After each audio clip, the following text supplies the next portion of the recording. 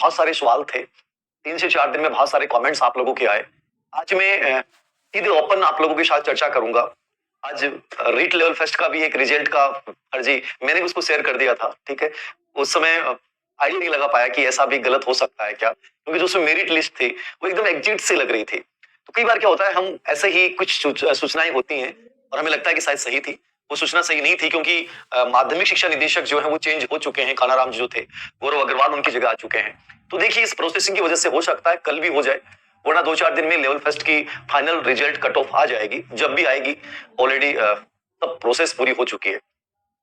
अब बात यहां से ये आती है कि साहब रिट सेकंड ग्रेड और ग्रेड फर्स्ट, बीच में एक नया वीडियो परी आ गया। प्री एग्जाम में बहुत सारे बच्चों का सिलेक्शन हो गया, और कोई भी एग्जाम में सिलेक्शन होना कहीं ना कहीं कॉन्फिडेंस को बढ़ावा देता है, कहीं ना कहीं विश्वास को जागृत करता है कि राजस्थान जीके वगैरह था, सब चीजें थी। वहां हम चलो 50,000 लोगों में भी आए हैं, कहीं ना कहीं पॉजिटिविटी, अपने आप को हमेशा से गुड बोले। ऐसी चीजों को जब भी आता है रिजल्ट, देखिए किसी भी चीज का है, मैं नहीं कहता कि कोई छोटा है कि बड़ा है। सबसे बड़ी बात है कि सक्सेस आपको बहुत मोटिवेट करती है, सफलता बहुत मोटिवेट करती है।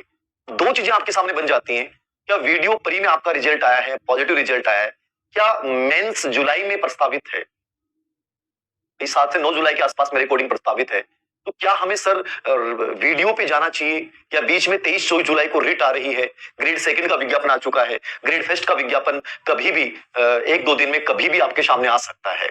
आरपीसी एक प्रकार से कॉलेज लेक्चर के रिजल्ट भी अच्छे से निकाल रही है, तो एक मतलब लग रहा है कि 1-2 दिन में कभी भी स्कूल लेक्चर का विज्ञापन आपके सामने आ जाए। तो ऐसी सिचुएशंस में हमारे सामने सबसे बड़ा डिसीजन होता है निर्णय की स्थिति। साइकोलॉजी में विलियम जेम्स कहते हैं कि दुनिया में इससे कोई बुरी आदत नहीं है निर्णय से ज्यादा बुरी, कि जब डिसीजन नहीं ले पाते हैं। और डिसीजन कैसे ले पाए बच्चा, जब उसके सामने 4-4 चीजें सामने हो। कभी भर्तियां आती नहीं, और कभी आए तो एक साल में 4-4 चीजों में बच्चे को डिवाइडेड कर देना, बच्चे को एक प्रकार से मानसिक रूप से पंगु बना देने का एक अजीब सा गेम है। उसे खुद को समझ में नहीं आ रहा कि मैं करूं तो क्या करूं। अब जैसे आप लोगों के सामने, नमस्कार सभी को, पर्सनल बैच करेंगे। सबसे बड़ी चीज ये है, मैं चर्चा करूंगा एक प्रकार से कि जैसे कई बच्चों के माइंड में था कि ग्रेड सेकंड ग्रेड फर्स्ट कर रहे हैं, लेकिन जैसे रीट वाला जो नया आया है, अब रीट वाले के साथ थोड़ा सा मैं आपको कुछ चीजें चर्चा करूंगा आज आप लोगों के साथ, कि जो बच्चे स्पेशली रीट को वरीयता के साथ तैयारी कर रहे हैं, रीट को लेकर ज्यादा उनको बस केवल रीट करना सर एक बार, उसके बाद ग्रेड थर्ड करना है, तो जिनको ज्यादा नहीं सोचना, मतलब डिसीजन पावर आपका बहुत बेटर होना चाहिए। बार बार मैंने आपको बोला था, अब ज्यादा उलझने यानी अपने लक्ष्य पे शंका करना, अपने आप को मारना है, हमेशा याद रखना है। सबसे बड़ी गलती होती है जब अपने लक्ष्य पे आपने शंका कर ली ना, कि मैं ग्रेड सेकंड की तैयारी कर रहा था 6 महीने से, और फिर मुझे लगता है कि मुझे अब रीट की तरफ मुड़ जाना चाहिए, तो ये जो शंका ना, ये आपका सबसे कमजोर पक्ष होता है आपके व्यक्तित्व का, और ये आपको हमेशा कमजोर बनाएगा, याद रखें, ये हमेशा कमजोर बनाएगा। तो डिसीजन ले लिया तो ले लिया। अब ग्रेड सेकंड, आज एक बच्चे मेरे से, मैं क्लास लेके निकल रहा था, एक बच्चे मेरे से रास्ते में मिली, बोले सर मैंने एक लेख पढ़ा तो उसमें लगा कि जिसकी आपने पहले से तैयारी कर रखी थी उसी की तरफ लग जाना चाहिए, मैं पिछले 7 महीने से सेकंड ग्रेड कर रही थी, तो क्या मुझे करना चाहिए? यदि आपने 7 महीने सेकंड ग्रेड को दिए हैं, फिर आप ज्यादा सोचे ही क्यों? वो बेटर है ना कि उसमें बेटर करें अपन। मतलब ये जो दल बदलू वाली जो राजनीतिक वाली स्थिति हमारी है, निर्णय की स्थिति जब हमारी है, शंकाएं जितनी हमारे जहन में है, ये आपको उतना ही कमजोर बनाती जाएंगी, याद रखना। अब बहुत सीधे से रास्ते होते हैं, कुछ चीजें अपने ऊपर लेके सोचा करो, डिसीजन खुद ही लिया करो, याद रखना। कैसे लेने हैं सर? 2 चीजें देखना, आप कोई भी डिसीजन लेना है, ठीक है। मेरे माइंड में ये है कि सर मेरा टारगेट ग्रेड थर्ड है, ठीक है, मेरा टारगेट ग्रेड थर्ड है, तो बाकी मुझे सोचना नहीं सेकंड ग्रेड में कितनी वैकेंसी है, फर्स्ट ग्रेड में कितनी वैकेंसी है, क्या साथ चल सकती है, सोचना नहीं है। यदि मेरा टारगेट ग्रेड सेकंड है, तो मैंने कहा सेकंड ग्रेड को फोकस करें, लेकिन उसके साथ आपका रीट ऑलरेडी हो रहा है। प्रॉब्लम ये आ रही है कि सर ग्रेड थर्ड को लेके चलें कि रीट को लेके चलें। आपको मैं बता दूं कि चाहे बच्चा कितना ही सोच ले कि साहब ग्रेड थर्ड की मैं करूंगा, लेकिन जब तक आप रीट वाला 23-24 जुलाई का एग्जाम ढंग से नहीं दे पाएंगे, तब तक वहां डिवोटेड नहीं हो सकते थर्ड ग्रेड पे। अब कोई भी कोचिंग हो, कोई भी इंस्टीट्यूट हो, सब अपने अपने बैच चलाएंगे, वो अपना माहौल बनाएंगे। अब आप लोग कहां जा रहे हो? अब ग्रेड सेकंड और ग्रेड फर्स्ट की भी जो तैयारी कर रहा है बच्चा, उसकी भी सिचुएशन ये हो जाएगी कि जब वो जून में आएगा ना, उसे लगेगा यार मुझे रीट करूं कि नहीं करूं। तो रीट नहीं हुआ 60% तो क्या होगा? और कोई नॉर्मल, इतना नॉर्मल एग्जाम भी नहीं है जितना आप हल्के में इसको ले रहे हो।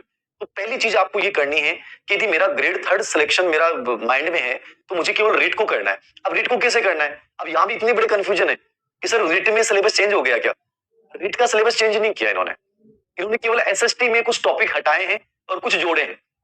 एसएसटी में पहले बीमा और बैंकिंग था, उसको हटा दिया, ठीक है। सूर्य चंद्र ग्रहण था, उसको शायद मेरे अकॉर्डिंग हटा दिया। भूकंप और ज्वालामुखी को जोड़ दिया। तो ये 4-5 बिंदु नए जोड़े गए हैं, 4-5 बिंदु नए हटाए गए हैं।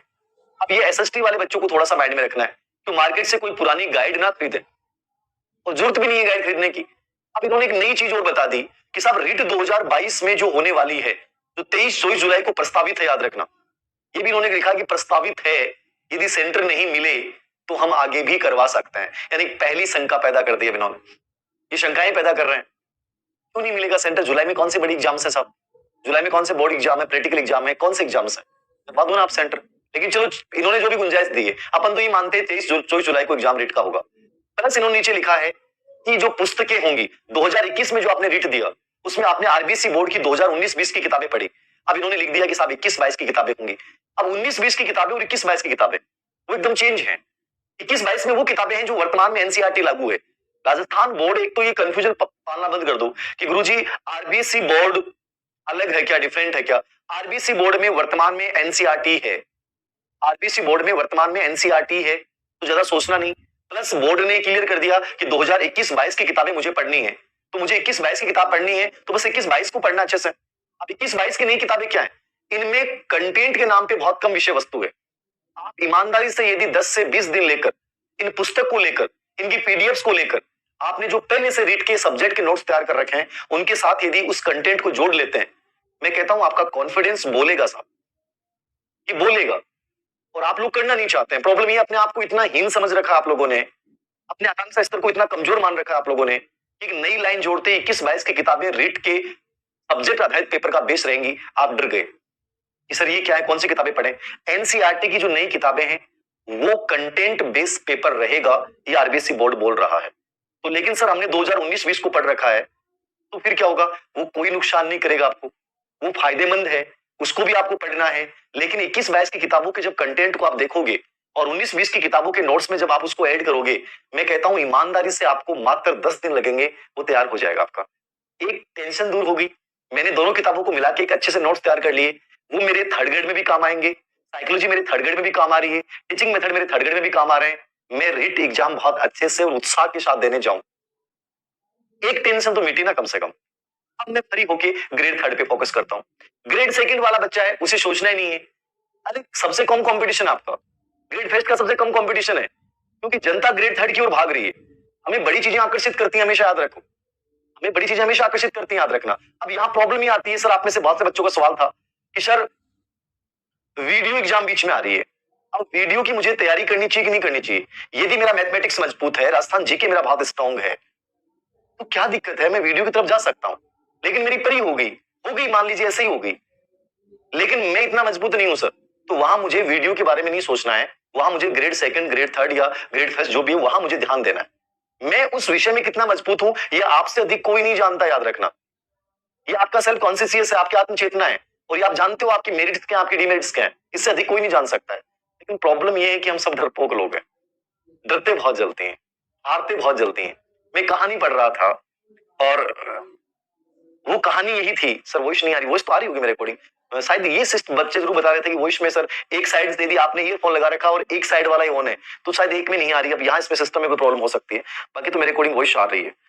इसकी तैयारी करें, give medical assistant professor rate की असिस्टेंट लाइव रेट की। मेरे अकॉर्डिंग यदि आपके पास जॉब नहीं है तो, और लेवल सेकंड वाले बच्चों को तो रेट तो देनी है, 60% तो लानी है। कहीं ऐसा नहीं हो जाए कि इसके 60% नहीं है तो मुंह दिखाने लायक नहीं बचेंगे अपन। और ये कोई छोटा कंपटीशन नहीं, याद रखना।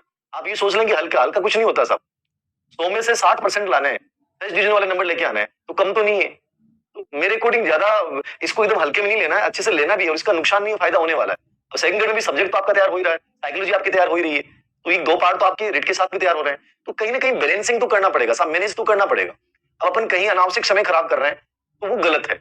अब यहाँ डेली का टारगेट बनाइए, एक व्हाइट कागज लीजिए और डेली के टारगेट तय कीजिए कि मुझे नवीनतम 21-22 वाली किताबों को और इसकी जो नई चीजें हैं, मुझे लगता है कि यहाँ से प्रश्न आ सकता है, वो मुझे जोड़, अब ये हर जगह काम आएंगे आपके सामने। साइकोलॉजी आप ऑलरेडी पढ़ रहे हैं, स्ट्रांगली आपको पढ़ना है, राजस्थान जीके के लिए 1-1.5 घंटा आप निकाल सकते हैं तो निकालिए। बाकी ग्रेड थर्ड में आपको 3 महीने 3.5 महीने मिलेंगे, और जहां पर आराम से कवर कर सकते हैं, याद रखना। अब लेवल फर्स्ट का बच्चा है, उसने रीट को उत्तीर्ण कर रखा है, तो उसके पास सीधा ऑप्शन है कि वो ग्रेड थर्ड वाले सेकंड पेपर को अच्छे से स्ट्रॉन्ग करे, और उसके लिए आरबीसी बोर्ड की किताबें हो सकती हैं, कोई भी गाइड आपको जो बेटर लगे वो लेके आए। अभी कई बच्चे शैक्षिक परिदृश्य की सर गाइड आ गई, क्या करें? अभी शैक्षिक परिदृश्य हो, चाहे सेकंड पेपर हो, चाहे कोई भी हो, सबका सिलेबस अलग से निर्धारित किया जाएगा। अभी मार्केट से आप गाइडें मत लीजिए, अभी सिलेबस को आने दीजिए, अभी आप अपने लेवल पे पढ़ना शुरू कीजिए। एक एक टॉपिक बताया जाएगा कि आपके ये टॉपिक्स रहेंगे, तो अभी इतना व्याकुल क्यों है? थोड़ा सा इंतजार करने के साथ इधर आराम से आगे बढ़िए ना, जीत जाओगे। आराम से प्रेशर मत महसूस कीजिए अपने ऊपर।